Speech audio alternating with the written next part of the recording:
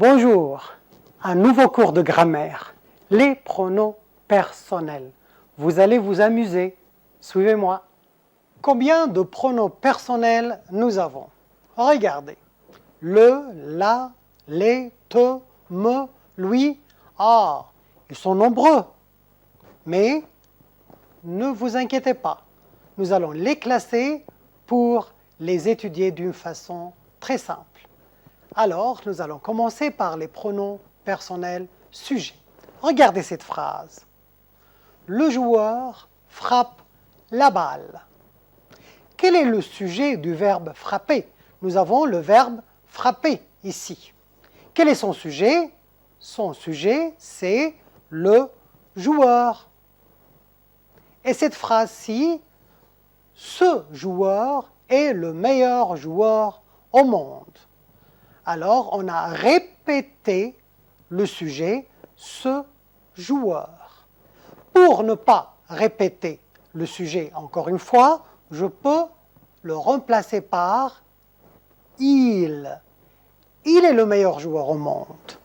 Alors, le pronom personnel il remplace le mot sujet, le joueur, qui a ici la fonction d'un sujet.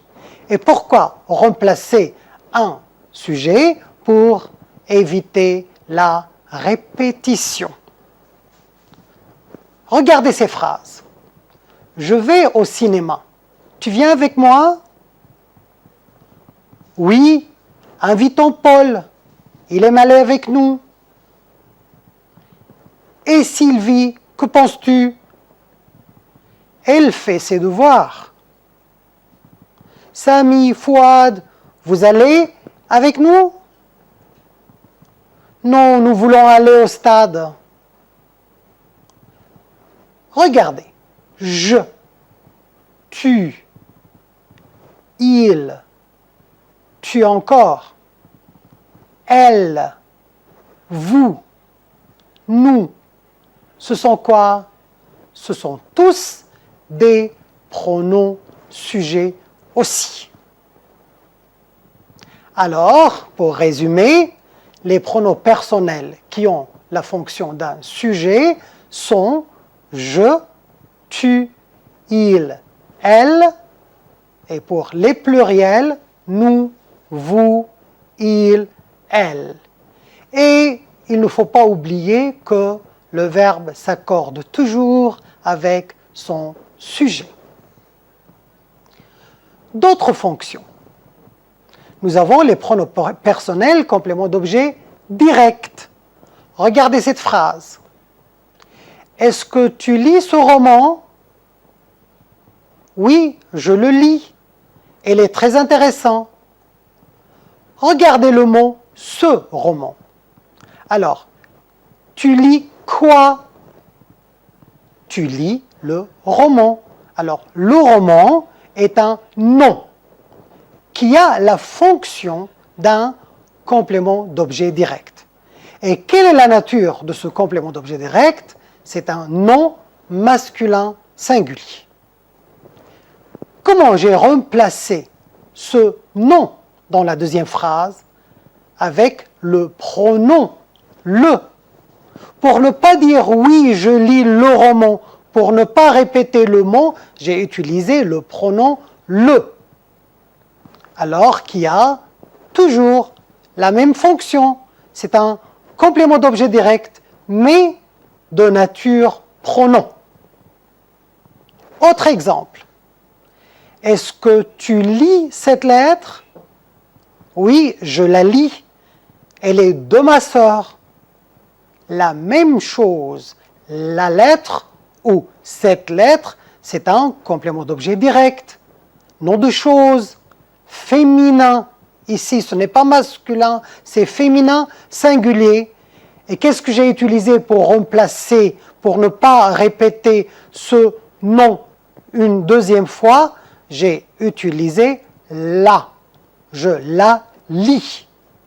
Alors, pour ne pas dire oui, je lis la lettre, j'ai dit oui, je la lis. Elle est de ma sœur. Alors, le pronom la, c'est un pronom personnel complément d'objet direct. Un troisième exemple. Est-ce que tu vas ou est-ce que tu as vu Paul hier? Oui, je l'ai vu chez Samy. Paul, ici, c'est un complément d'objet direct.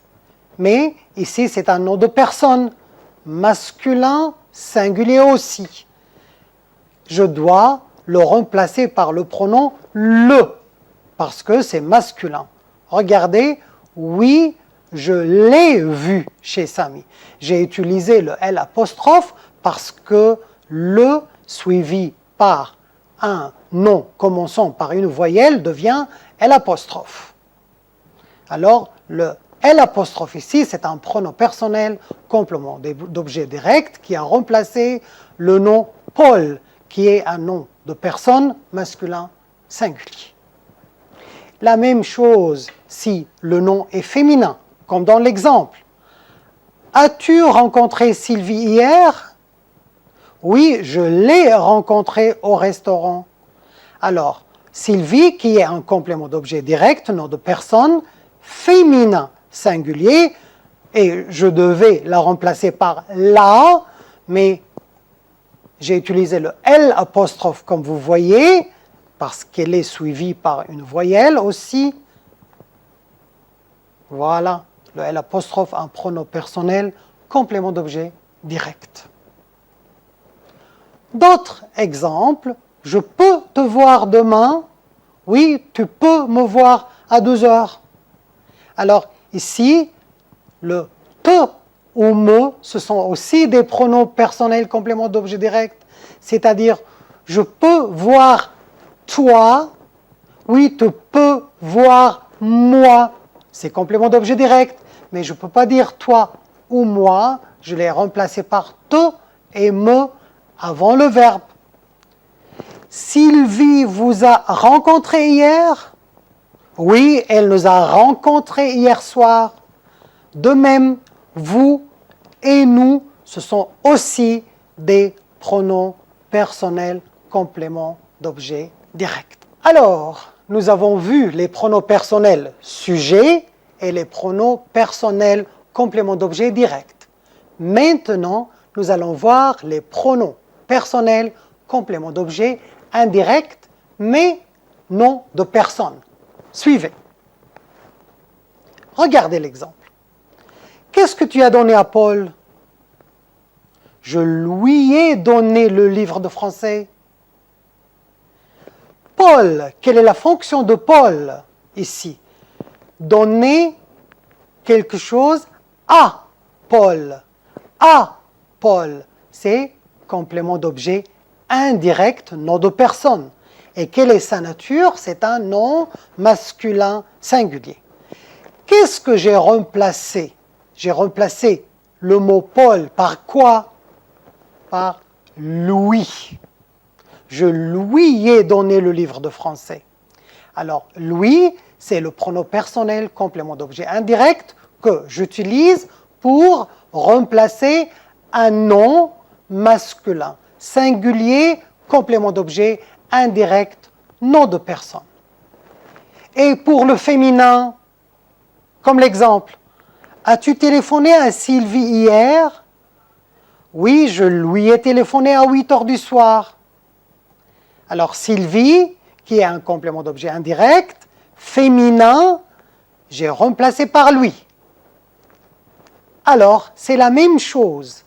Un complément d'objet indirect, singulier, soit masculin ou féminin, dont nom de personne, je les remplace par lui. De quoi tu parles à tes copains? Je leur parle de l'accident d'hier. Tes copains, aussi, un complément d'objet indirect. Mais attention, cette fois-ci, c'est pluriel. Alors, j'utilise leur. Pour ne pas répéter le complément d'objet indirect, nom de personne pluriel, j'utilise le pronom leur. Soit au masculin, soit au féminin aussi. Comme dans l'exemple, pourquoi tu téléphones à tes copines? Regardez ici, c'est féminin.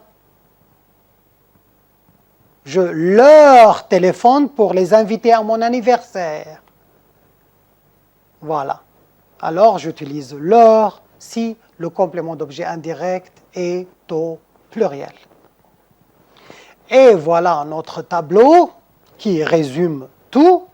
Alors, pour les pronoms compléments d'objet direct, j'utilise me, te, le, la, nous, vous, les. Me, te, nous et vous, attention, représentent des personnes. Le, la, les représentent aussi des personnes et ou des choses. Pour le complément d'objet indirect, j'utilise me, te, lui, nous, vous, leur. Attention, ici on parle seulement des personnes. On utilise principalement les pronoms indirects avec les verbes de communication qui se construisent avec la préposition à, comme parler, parler à quelqu'un, téléphoner, téléphoner à quelqu'un, demander, demander quelque chose à quelqu'un et dire, écrire et répondre. Et maintenant, nous allons continuer avec les compléments d'objet indirects, mais cette fois-ci, nom de choses. Regardez l'exemple. Il pense à son travail. Oui, il y pense. Alors, son travail, c'est un complément d'objet indirect, mais c'est un nom de chose. C'est masculin singulier. Alors, je l'ai remplacé par Y. Oui, il y pense. Alors, le Y ici, c'est un pronom personnel, complément d'objet indirect, mais nom de chose. Autre exemple, avec un nom féminin, il pense à sa ville. Oui, il y pense. Alors, sa ville, c'est nom de chose aussi, mais féminin ici, je l'ai remplacé par le Y aussi. Alors, maintenant, un complément d'objet indirect, mais avec la préposition de. Elle parle de son ami, et non pas à son ami. Elle parle de son ami. Oui, elle parle de lui. Alors, le mot son ami, c'est un complément d'objet indirect, nom de personne, masculin singulier. Alors, comment j'ai remplacé ce mot avec lui? Lui, ici, qui vient après la préposition de, s'appelle un pronom personnel disjoint, qui a la forme disjointe. Et si c'est un nom féminin, elle parle de sa mère? Oui, elle parle d'elle. C'est la même chose. Elle parle de son pays? Oui, elle en parle. Regardez ici. C'est un nom de chose et non pas un nom de personne. Comment j'ai remplacé ici le mot son pays? Par le pronom en, avant le verbe. Alors, le en ici, c'est un pronom personnel, complément d'objet indirect, nom de chose, après la préposition de. Alors, ce n'est pas un complément ou un pronom disjoint. Regardons les formes disjoints. On les utilise quand? Regardez. Tu as envie de venir avec moi? Je passe chez toi. Alors, les pronoms moi et toi, je les utilisais quand? C'est après des prépositions. Alors, après les propositions comme avec, sans, pour, sur, je peux utiliser ces formes. Moi, toi. Autre exemple. Qui a fait ça? Et la réponse, moi. Et toi, qu'est-ce que tu fais ce soir? Alors, comme vous remarquez, je peux utiliser ces formes de façon autonome, c'est-à-dire quand un pronom n'est pas accompagné d'un verbe. Je peux l'utiliser comme une phrase à part. Qui a fait ça? Moi. Comme si je dis, c'est moi qui a fait ça. Il fait une phrase toute entière. Autre exemple.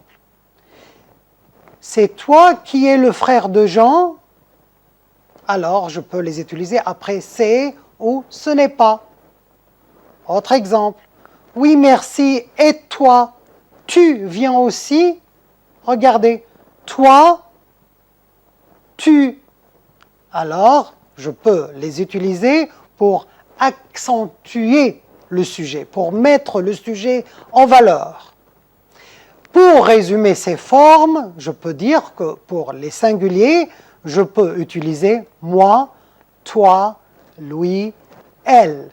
Et pour le pluriel, nous, vous, eux, elles. Ce sont les formes disjointes. Et maintenant, un des pronoms qui constitue le complément de lieu. Exemple. Isabelle va à la pharmacie. À la pharmacie, c'est quoi? C'est un nom de lieu. Oui, elle y va. Alors, la pharmacie, c'est un complément circonstanciel de lieu. Comment j'ai remplacé le complément de lieu par le Y? Oui, elle y va. Alors, le I, le Y, c'est un pronom personnel complément circonstanciel de lieu. Autre exemple, avec la préposition de. Elle est revenue de Paris? Oui, elle en est revenue il y a 2 jours. Alors, de Paris, le mot Paris, un complément circonstanciel de lieu, je l'ai remplacé par on, parce qu'il est précédé par la préposition de. Alors, où est-ce qu'on va mettre les pronoms personnels si nous avons plusieurs pronoms et non pas un seul? Regardez. Voulez-vous prêter vos cahiers de maths? Ici, j'ai vos cahiers, un seul mot à ne pas répéter. Non, je ne veux pas les prêter. Attention, ici, j'ai mis les avant le verbe prêter, qui est un verbe à l'infinitif, parce que prêter les cahiers. C'est un verbe à l'infinitif, on met les pronoms avant ce verbe. Autre exemple. Pauline a-t-elle donné un cadeau à sa maman?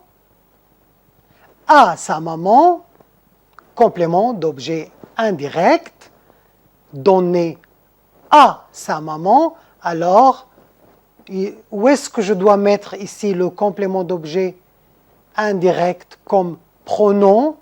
Regardez, a donné, c'est un verbe au passé composé. A donné, un auxiliaire et un verbe, et c'est le participe passé de verbe. Oui, elle lui a donné des fleurs. Alors, où est-ce que j'ai mis lui? Lui est mis avant l'auxiliaire. Un troisième exemple. Pauline a-t-elle donné le cadeau à sa maman? Le cadeau, complément d'objet direct. Je dois le remplacer par le. Et aussi, j'ai un verbe au passé composé.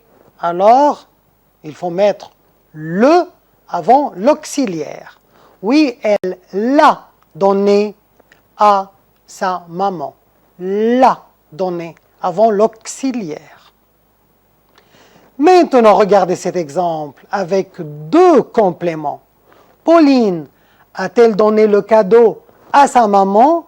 J'ai le cadeau qui est un complément d'objet direct et sa maman qui est un complément d'objet indirect. Alors, je dois remplacer le cadeau par le et sa maman par lui. Et je vais mettre ces pronoms avant l'auxiliaire. Oui, elle le lui a donné.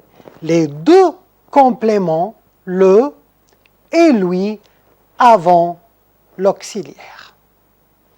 Regardez le tableau pour savoir exactement où il faut mettre les pronoms personnels.